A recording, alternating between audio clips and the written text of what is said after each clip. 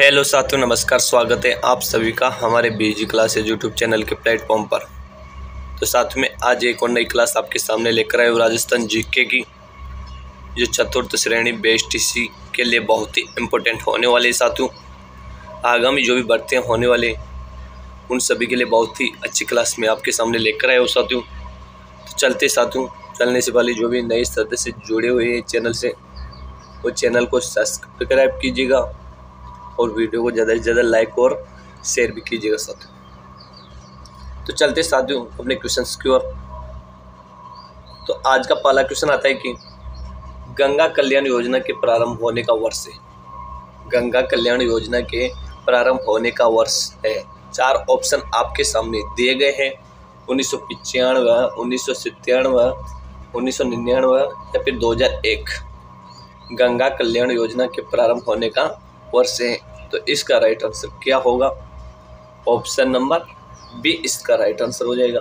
यानी कि गंगा कल्याण योजना प्रारंभ होने का वर्ष कौन सा है? 1997 है साथियों। चलते साथियों नेक्स्ट क्वेश्चन को।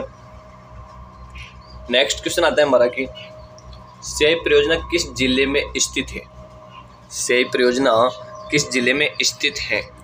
प्रतापगढ़, उदयपुर, बूंदी या फिर बारां? तो इसका राइट आंसर बताइएगा साथियों। बहुत ही अच्छा क्वेश्चन है, कितनी बार एग्जाम में पूछा भी गया है कि सेई परियोजना किस जिले में स्थित है। तो इसका राइट आंसर क्या हो जाएगा? ऑप्शन नंबर बी, यानी कि उदयपुर जिले में।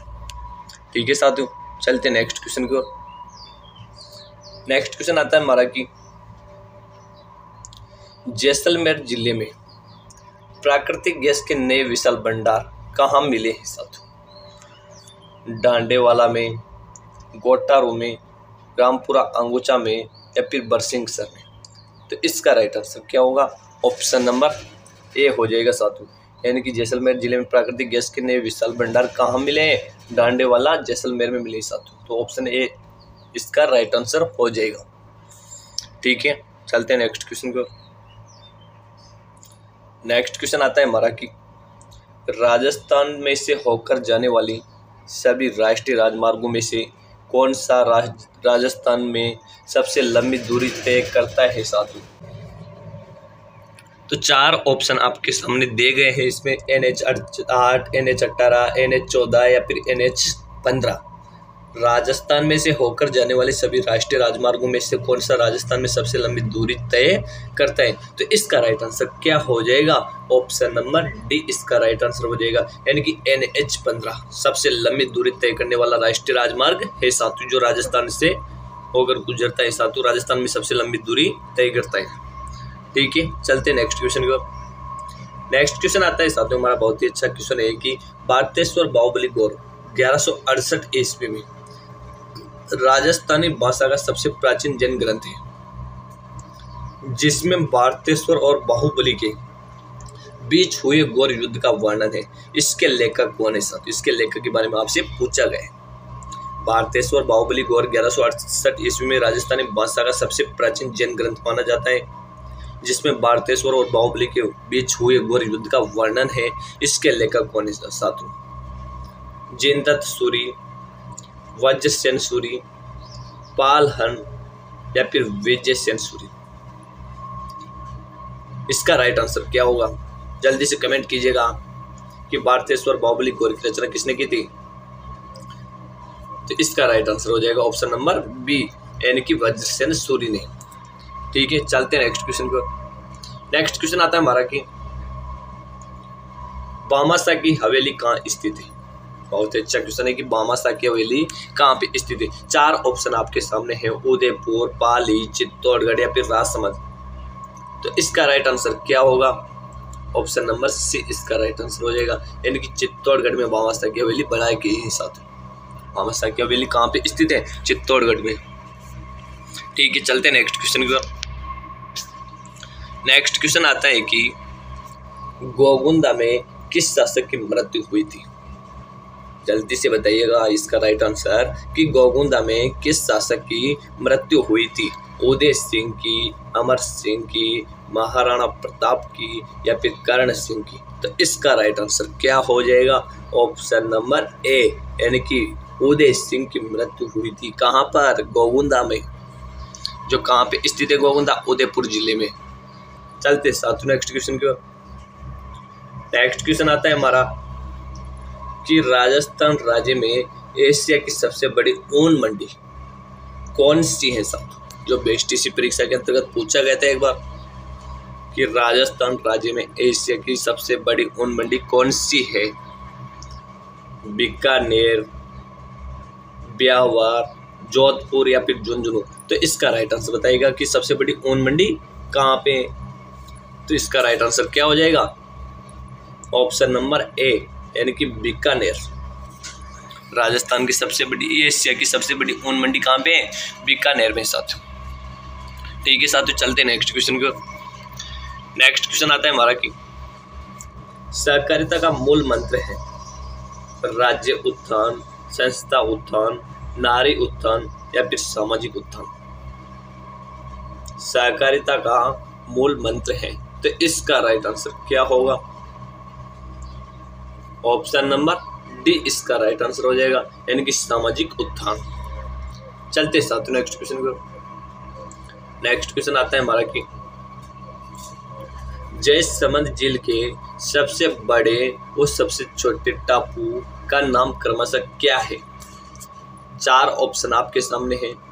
बाबा का पांगड़ा वो प्यारी, प्यारी वो बाबा का पांगड़ा, टेबर वो केबर या फिर उपयुक्त में से कोई नहीं? तो इसका राइट आंसर बताइएगा साथियों कि जयसमंद झील में सबसे बड़े वो सबसे छोटे टापू का नाम क्रमशः क्या है? बहुत ही अच्छा क्वेश्चन है, कितनी बार एग्जाम में पूछा भी गया है। तो इसके राइट आंसर की बात करें साथियों तो इसका राइट आंसर क्या हो जाएगा? ऑप्शन नंबर ए, यानी कि सबसे बड़े टापू का नाम बाबा का पांगड़ा और सबसे छोटे टापू का नाम क्या है? प्यारी है साथियों, यानी कि ऑप्शन नंबर ए इसका राइट आंसर हो जाएगा। ठीक है साथियों, चलते हैं नेक्स्ट क्वेश्चन को। नेक्स्ट क्वेश्चन आता है हमारा कि जूनागढ़ प्रशस्ति किसके द्वारा स्थापित की गई थी साथियों? जूनागढ़ प्रशस्ति किसके द्वारा स्थापित की गई थी? राय सिंह, अनूप सिंह, राव जेठ सिंह या फिर कल्याण सिंह? तो इसका राइट आंसर क्या होगा? जल्दी से कमेंट कीजिएगा कि जूनागढ़ प्रशस्ति किसके द्वारा स्थापित की गई थी। तो इसका राइट आंसर हो जाएगा ऑप्शन नंबर ए, यानी कि राय सिंह द्वारा। ठीक है, चलते हैं नेक्स्ट क्वेश्चन की ओर।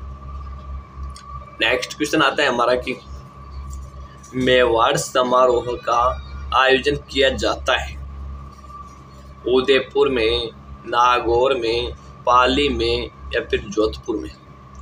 मेवाड़ समारोह का आयोजन किया जाता है साथियों, इसका राइट आंसर क्या हो जाएगा? ऑप्शन नंबर ए, यानी कि उदयपुर जिले में मेवाड़ समारोह का आयोजन किया जाता है। ठीक है साथियों, चलते हैं नेक्स्ट क्वेश्चन को। नेक्स्ट क्वेश्चन आता है हमारा कि थार महोत्सव उत्सव का आयोजन राजस्थान के किस जिले में होता है? बाड़मेर, जोधपुर, जैसलमेर या फिर पाली? थार महोत्सव उत्सव का आयोजन राजस्थान के किस जिले में होता है? तो इसका राइट आंसर क्या हो जाएगा? ऑप्शन नंबर ए, यानी कि बाड़मेर जिले में थार उत्सव का आयोजन होता है। और आपसे पूछा जाए कि मारू महोत्सव का आयोजन कहाँ पे होता है? मारू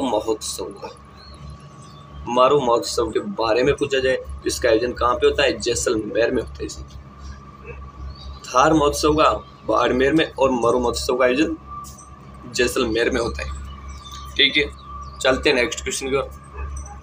नेक्स्ट क्वेश्चन आता है हमारा कि सहकारी ध्वज में कितने रंग होते हैं? सहकारी ध्वज में कितने रंग होते हैं साथियों? 5, 7, 3 या फिर 4? तो इसका राइट आंसर क्या होगा? ऑप्शन नंबर बी हो जाएगा, इनकी सहकारी ध्वज में कितने रंग होते हैं? 7 रंग होते हैं साथियों। कितने? 7। ठीक है, चलते नेक्स्ट क्वेश्चन की ओर। नेक्स्ट क्वेश्चन आता है हमारा कि पर्यटन मंत्रालय के अनुसार विदेशी पर्यटकों को लुभाने में राजस्थान का कौन सा स्थान है साथियों? बहुत ही अच्छा क्वेश्चन है साथियों कि पर्यटन मंत्रालय के अनुसार विदेशी पर्यटकों को लुभाने में राजस्थान का कौन सा स्थान है? पहला, दूसरा, चौथा या फिर पांचवा। इसका राइट आंसर क्या होगा? ऑप्शन नंबर डी इसका राइट आंसर हो जाएगा। यानी कि राजस्थान का कौन सा स्थान है प्लेटन को लुभाने में? पांचवा स्थान है। ठीक है साथियों, चलते हैं नेक्स्ट क्वेश्चन की ओर। नेक्स्ट क्वेश्चन आता है हमारा कि प्रसिद्ध बम नृत्य राज्य के किस क्षेत्र से है?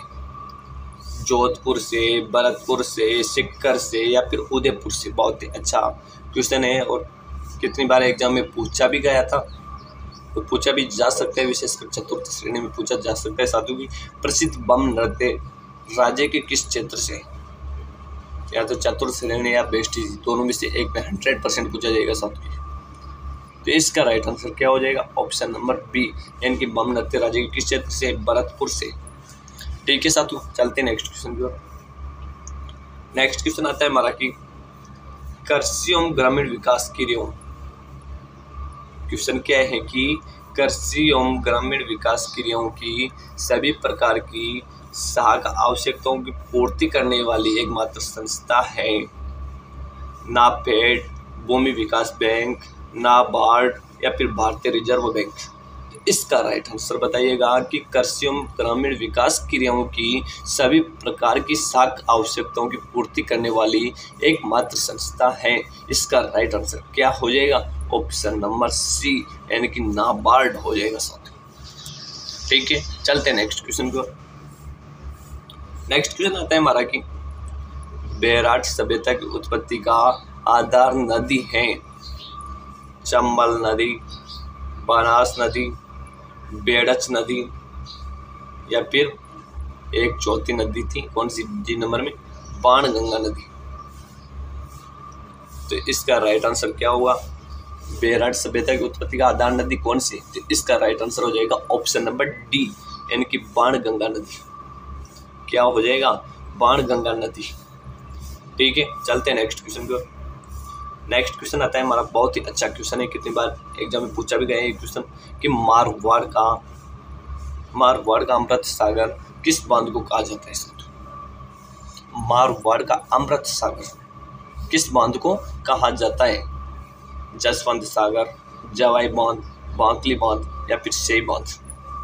तो इसका राइट आंसर क्या हो जाएगा? Option number